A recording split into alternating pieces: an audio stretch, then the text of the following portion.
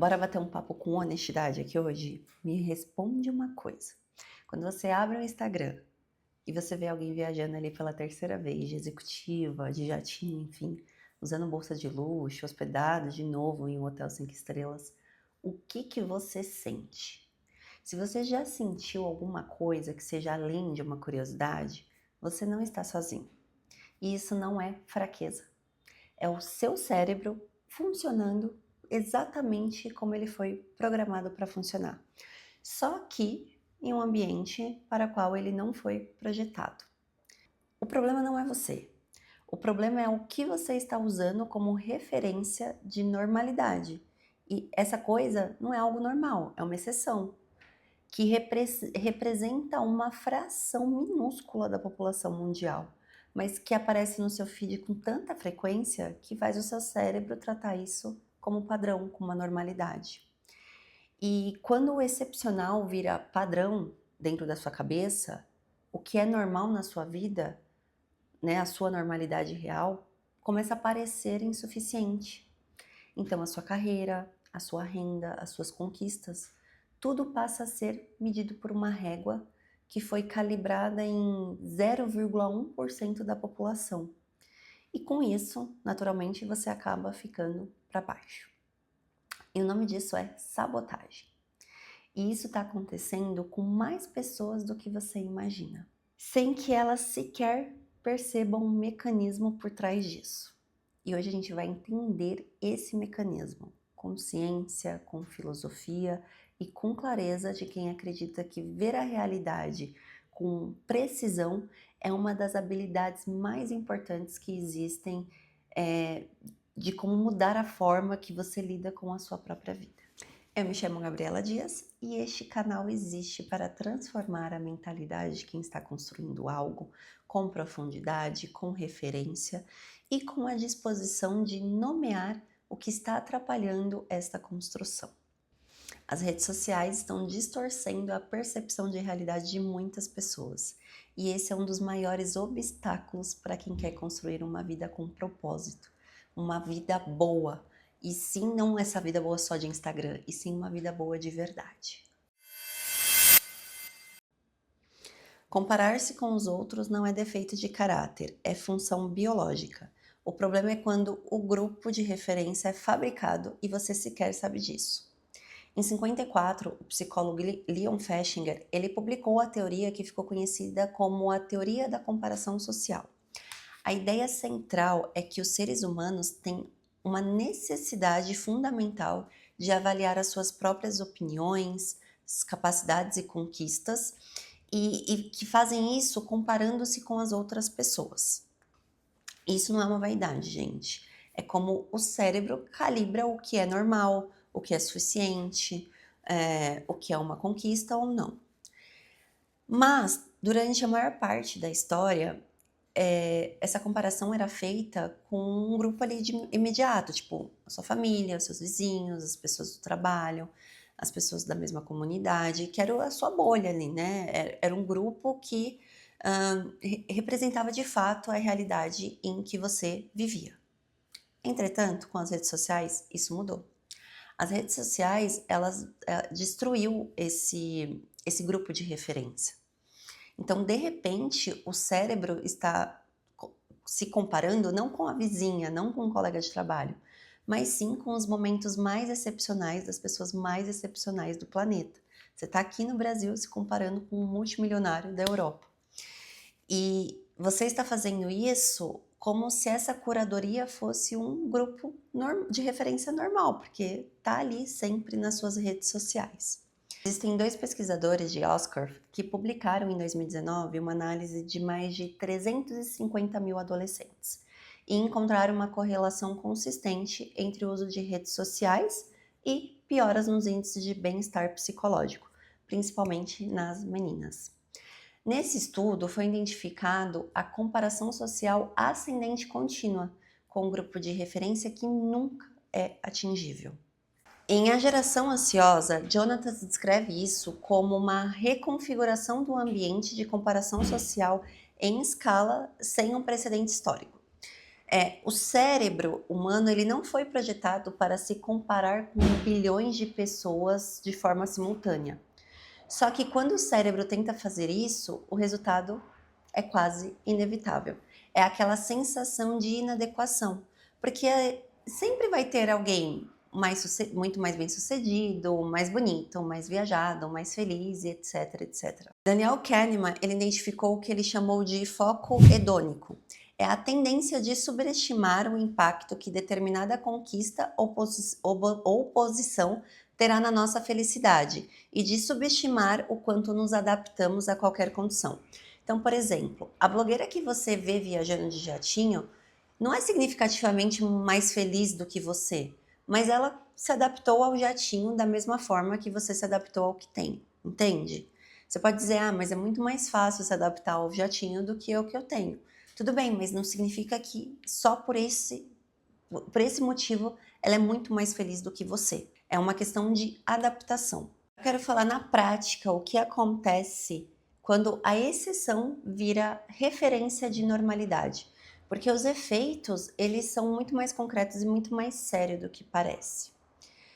Quando você assiste diariamente o conteúdo de pessoas que viajam de executiva, de jatinho, de bolsa de luxo, que fazem viagens que custam o salário anual de um brasileiro médio, que tem uma vida assim excepcional, o seu cérebro começa a processar isso como padrão.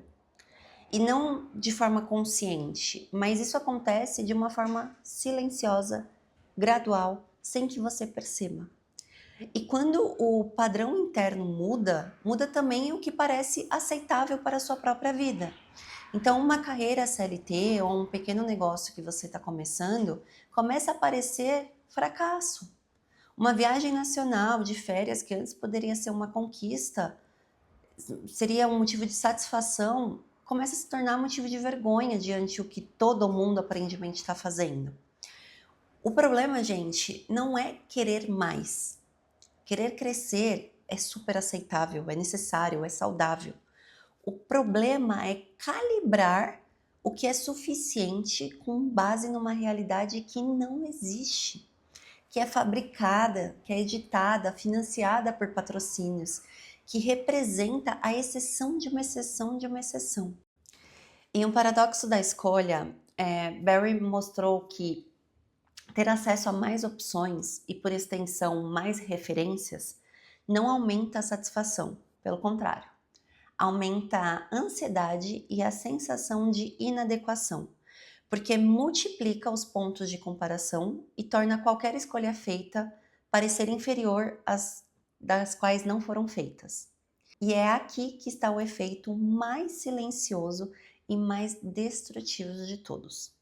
Pessoas que param de construir a vida que podem ter porque ficaram paralisadas pela vida que acharam que precisavam ter. A ansiedade, gente, da comparação, ela imobiliza. E a imobilização garante que o gap entre onde você está e onde você quer chegar nunca se diminui. Vamos levar esse assunto para a filosofia, mesmo que naquela época não tinha rede social?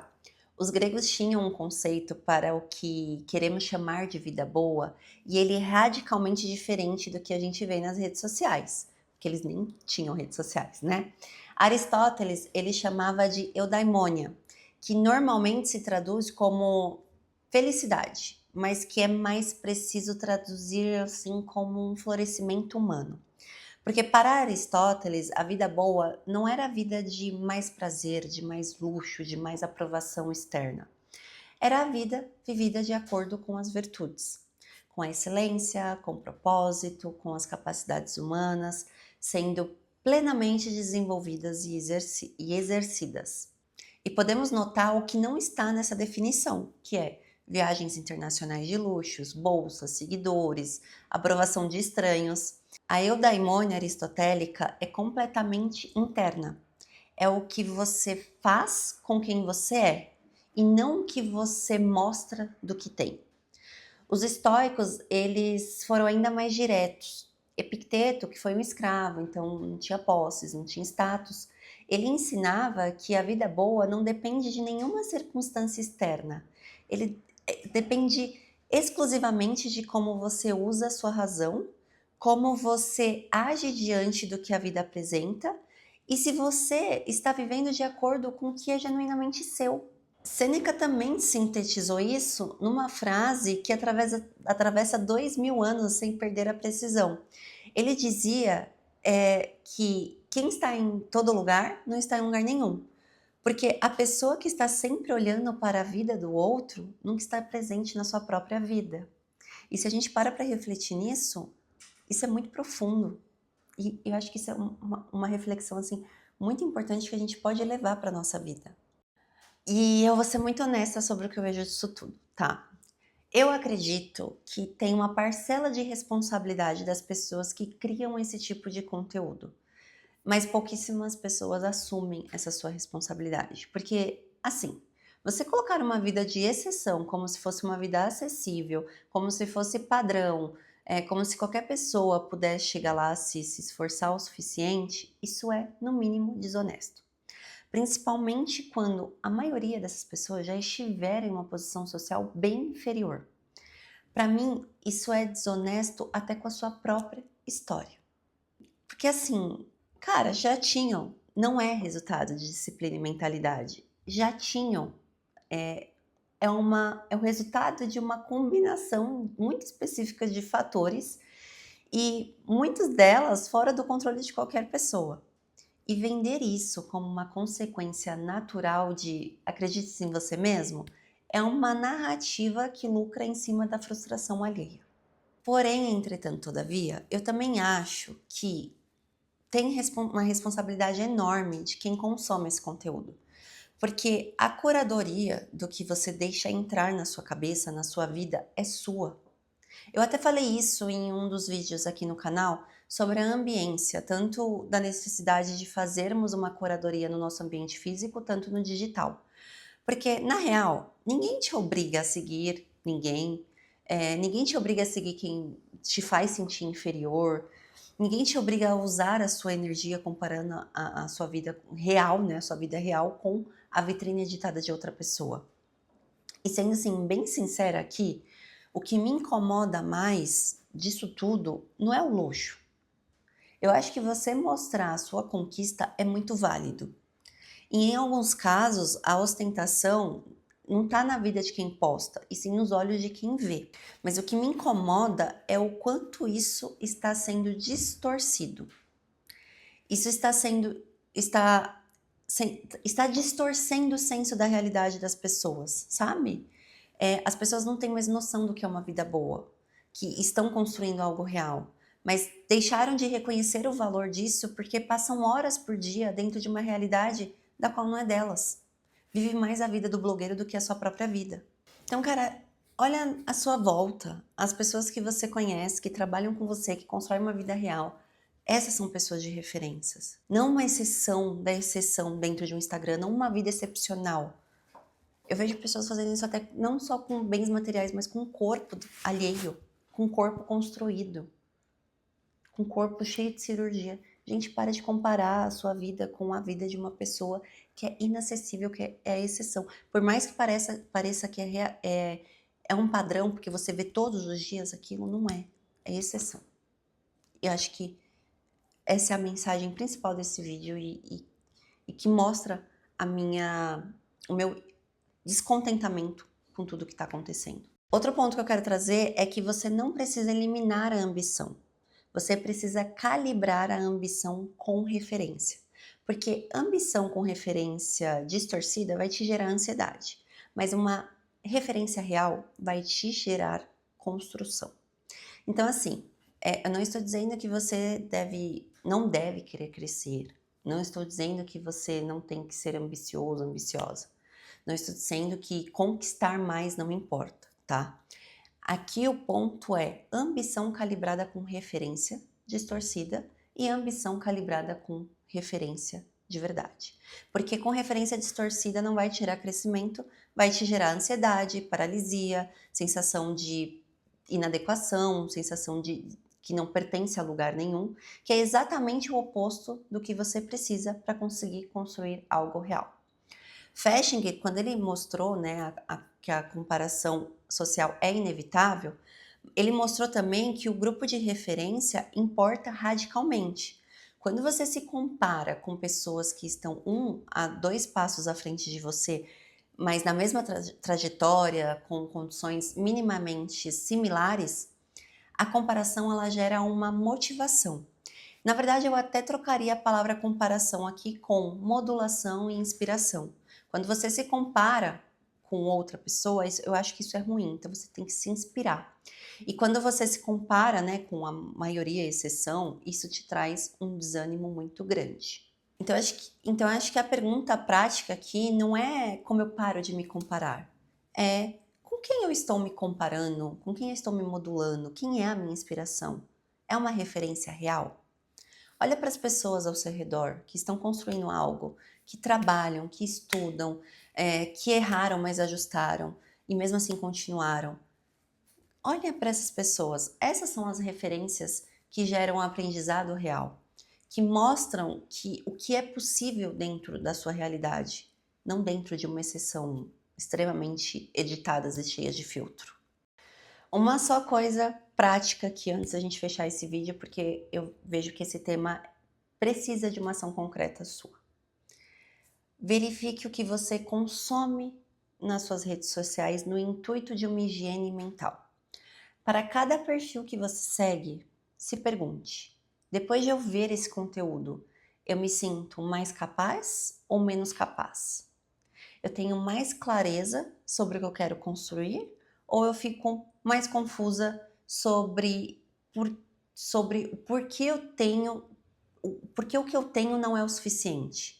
Você fica mais próxima de agir ou você fica mais paralisada? Se a resposta consistente for a segunda opção dessas perguntas, gente, esse conteúdo não está inspirando você. Ele está te consumindo. E você tem um total controle disso, de parar de consumir esse conteúdo. Epicteto, ele dizia que você não pode controlar o que existe no mundo, mas você pode controlar o que deixa entrar. E essa distinção aplicada às redes sociais é uma das decisões mais poderosas que você pode tomar hoje. Não tem custo, não tem um esforço extraordinário, mas o impacto é imediato na sua percepção de realidade. A vida que você vê no feed não é a vida real, é uma versão editada, patrocinada e curada da exceção da exceção. E o seu cérebro não foi projetado para distinguir isso automaticamente. Lembre-se disso. Mas você pode fazer essa distinção de forma consciente. Você pode calibrar o que você usa como referência. Você pode olhar em volta para as pessoas reais, com vidas reais, construindo coisas reais e usar isso como medida do que é possível e do que é suficiente. A vida boa que Aristóteles descrevia não tinha nada a ver com o que aparece aí no Instagram. Tinha a ver com viver de acordo com o que você é e desenvolver o que você tem. Com ser excelente no que você escolheu fazer. E isso tudo não precisa de bolsa de luxo, precisa de clareza. E se algo que eu falei aqui fez sentido para você, deixa seu like, faça seu comentário. Se você estiver pelo Spotify, siga esse canal que é muito importante. É muito importante também que você dê as 5 estrelas para o crescimento e para que possamos atingir ainda mais pessoas com esse conteúdo, tá? Então é isso, espero que vocês tenham gostado. Estou aí à disposição para temas, se vocês quiserem mandar temas, coloque aqui embaixo que eu vou adorar estudar um pouco desse tema e trazer para vocês. Um beijo, a gente se vê na próxima.